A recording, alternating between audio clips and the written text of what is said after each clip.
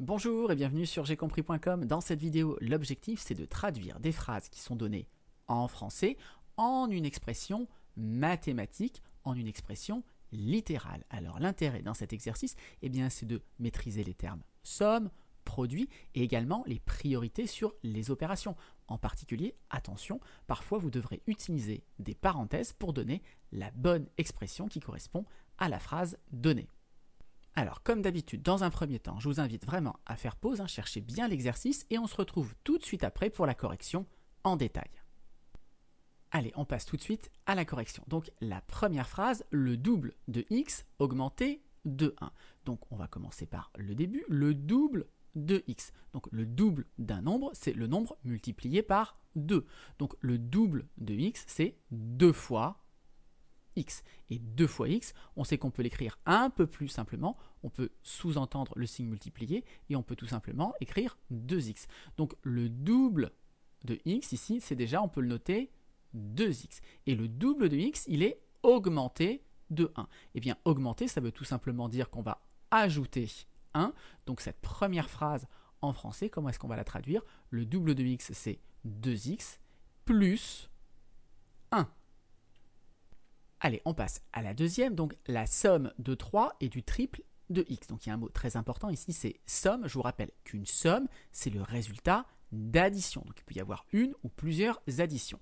Alors regardez ici, la somme de quoi? Eh bien on vous dit la somme de 3 et du triple de x. Donc le mot et ici, il est très important puisque on sait que cette expression, c'est une somme. Donc ici, on va mettre une addition.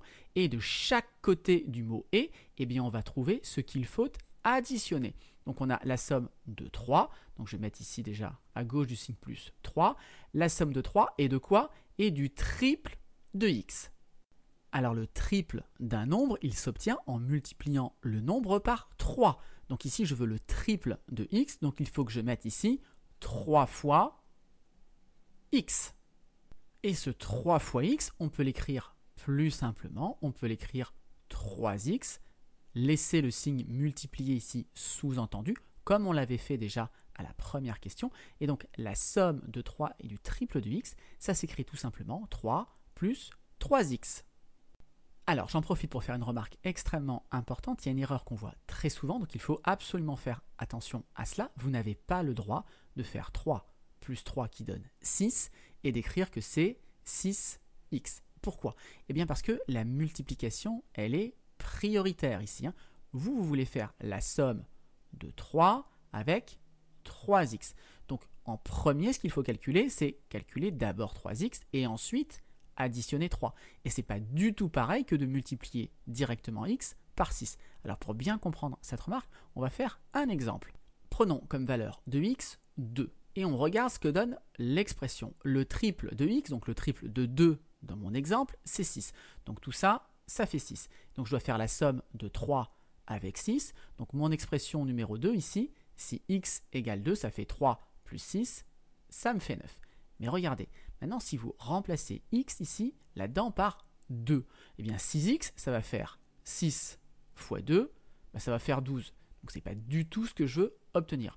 En revanche, regardez, dans l'expression qu'on a écrite ici, si je remplace x par 2, qu'est-ce que ça va me faire? Ça va me faire 3, plus je remplace x par 2, je remets le signe multiplié quand je remplace x par une valeur. Priorité à la multiplication sur l'addition, 3 fois 2 ça fait 6, 6 plus 3 ça fait bien 9, c'est exactement ce que je veux.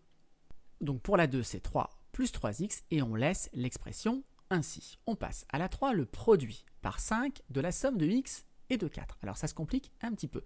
Apparaît le terme produit. Donc un produit c'est le résultat d'une ou plusieurs multiplication. Donc ici déjà, on va faire une multiplication. Qu'est-ce qu'on va multiplier? On va multiplier par 5. Donc par 5, ça veut dire que je dois faire un fois 5. Donc je vais mettre 5 ici d'un côté du signe multiplié. Et je dois donc multiplier par 5 le résultat de la somme de x et de 4. La somme de x et de 4, c'est tout simplement x plus 4. Et là, attention, si on écrit ça, ce n'est pas correct. Pourquoi ce n'est pas correct? Eh bien, si j'écris 5 fois x plus 4, on l'a dit à la question d'avant, la multiplication, elle est prioritaire sur l'addition. Donc si vous écrivez juste ça, qu'est-ce que vous allez faire en premier? Vous allez faire en premier 5 fois x.